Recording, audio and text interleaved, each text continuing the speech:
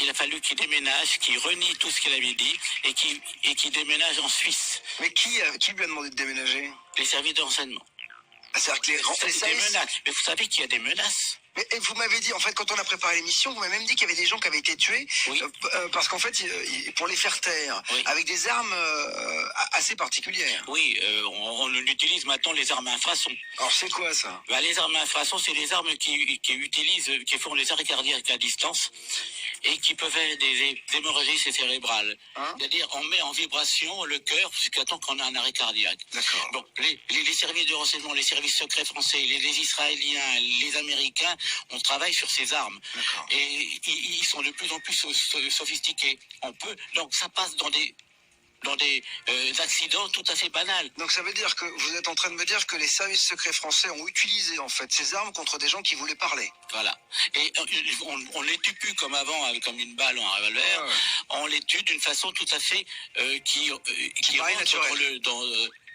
tout le monde peut avoir un arrêt cardiaque. Mmh. Ça fait partie de malheureusement notre vie. Mais on a des preuves de ça, Claude? Oui, on en a des preuves. Ah bon? Oui.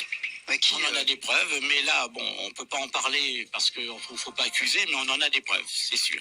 C'est-à-dire qu'on sait qu'il y a des gens qui sont décédés d'arrêt cardiaque à cause de ces armes à infrason, Oui, absolument.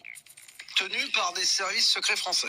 Et autres, hein. Oui, bien sûr. Parce Enfin, que tous les agences de renseignement, quels qu'ils soient. Là, on n'a pas faut pas rentrer dans cette politique, mais je veux dire que, comme on peut parler, tiens, franchement, c'est l'ordre mondial qui commande.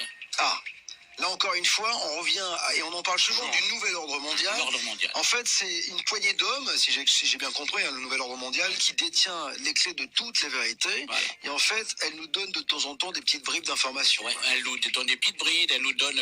elle a commencé par le transistor à une certaine époque, puis le laser, et puis comme je disais tout à l'heure, hors antenne, vous avez vu que en un siècle, le progrès que la science a fait par rapport au millénaire avant, c'est extraordinaire. Donc il a fallu qu'on leur apporte des éléments.